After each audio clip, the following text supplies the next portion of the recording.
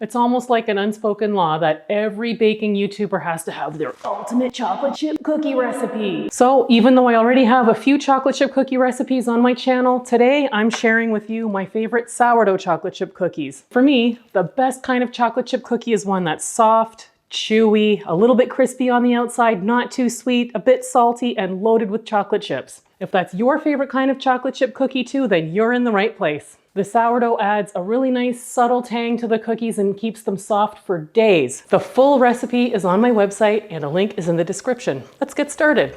We'll start with the dry ingredients. I've got some all-purpose flour in a large mixing bowl already, and to that I'll add some baking powder, baking soda, and salt and give it all a quick whisk to combine and set aside. I've got some unsalted butter in a pan and some powdered milk in a bowl, and I'll show you why in a sec.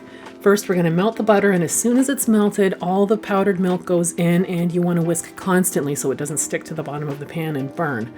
If you haven't already guessed, we're browning the butter, and that's going to do two things. First, it removes the water from the butter, which means there's more room in the recipe for sourdough starter.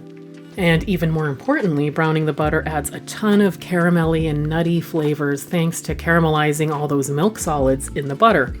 And that is why we're adding powdered milk. Powdered milk is basically 100% milk solids as it is, so adding some of that to browning butter just means more milk solids to get nice and toasty and caramelized, which means even more of that delicious browned butter flavor. So keep cooking on like a medium heat and stir and scrape constantly just to make sure that the milk solids don't get stuck on the bottom of the pan because they could burn. And as soon as you see that they're turning a nice toasty brown color, pull the pan off the heat because browned butter can go from perfect and delicious to burnt and disgusting in just a couple seconds.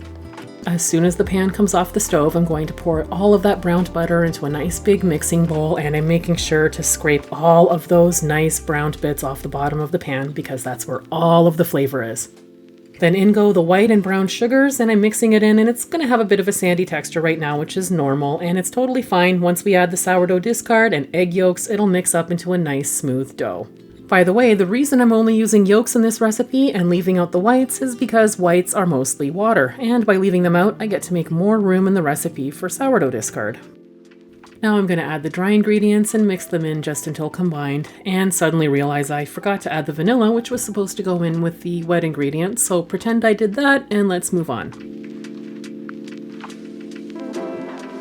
Now that the dry ingredients and vanilla are in, we can add some chocolate chips, or really whatever you want. I think this would be great with a mix of half milk and half dark chocolate, maybe some chopped up pretzels or crushed up potato chips, really whatever makes your heart happy. Whatever you want to add to your chocolate chip cookies, just fold it in through the dough until it's evenly distributed.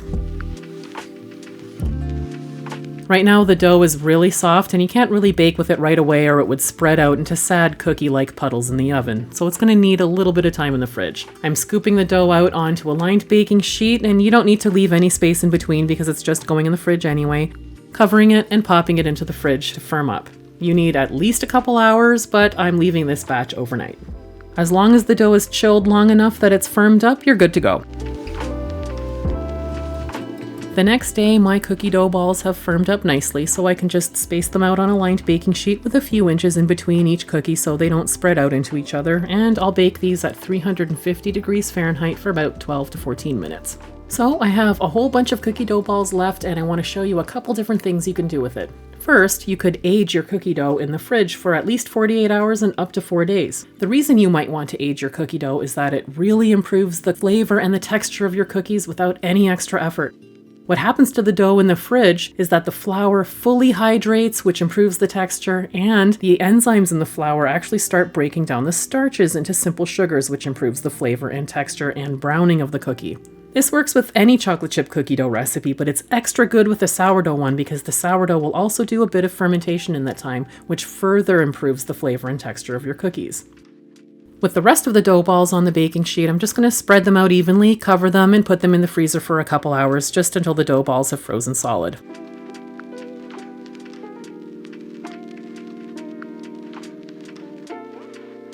Once they have, I can put them into a freezer bag and keep them in the freezer for up to 3 months or so. We'll bake some of these a little later, but right now I have to take the first batch of cookies out of the oven. And here they are. I think they turned out pretty good. You'll notice they have lots of little brown specks all over, which are those caramelized milk solids from the browned butter. These already have a really great flavor, but I bet the ones I aged in the fridge are going to be even better, so I'm going to try those next. The aged cookie dough balls are going to go on 2 baking sheets, and whenever you bake 2 sheets at the same time, you want to make sure to turn them around and switch their positions in the oven about halfway through, just to make sure that all of the cookies bake evenly.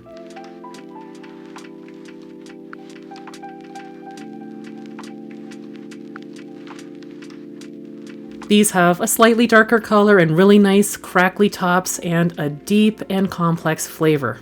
It's really worth aging your cookie dough. It's like a 0 effort way to get amazing flavor out of your cookies, so I really hope you try it sometime.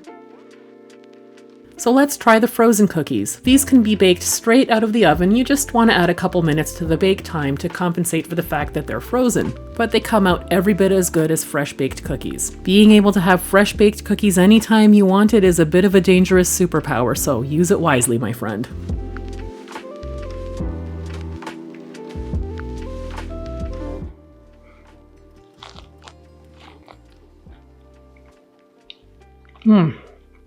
Yeah, these are great.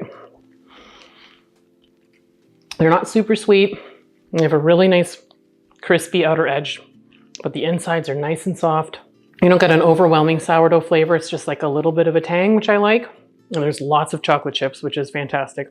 But these really are my ultimate sourdough chocolate chip cookies. I hope you give them a try.